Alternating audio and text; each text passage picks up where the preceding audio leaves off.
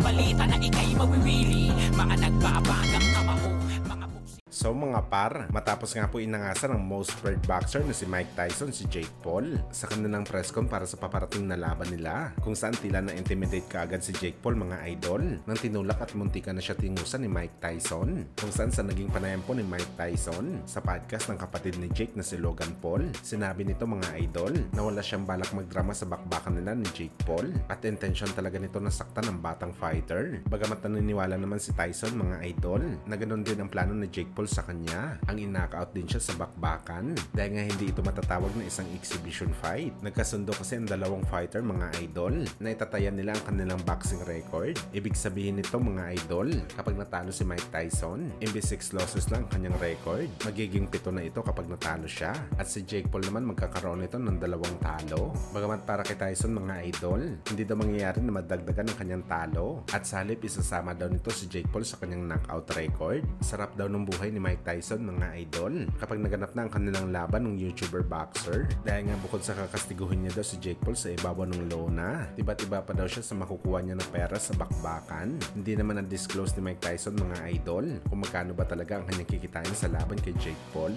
pero marami na mga legit na boxing website ang naglabas ng projected na kikitain ni Mike Tyson, kung saan mga idol hindi daw bababa sa 20 million US dollars ang maibubulsa ng dating heavyweight champion. Halos kinikita na ito ni Mike Tyson mga idol nung lumalaban pa ito sa kanyang prime, habang si Jake Paul naman mga idol na siya ang promoter ng laban, mas doble pa ang kanyang kikitain kay Mike Tyson na posible umabot na mahigit 40 million US dollars. Tilang kumpiyansa talaga mga idol si Mike Tyson na magiging magandang araw sa kanya ang laban nito kay Jake Paul. Hindi naman kasi nito sasabihin mga idol na babayaran siya ng malaking halaga para wasakin lamang si Jake Paul sa bakbakan.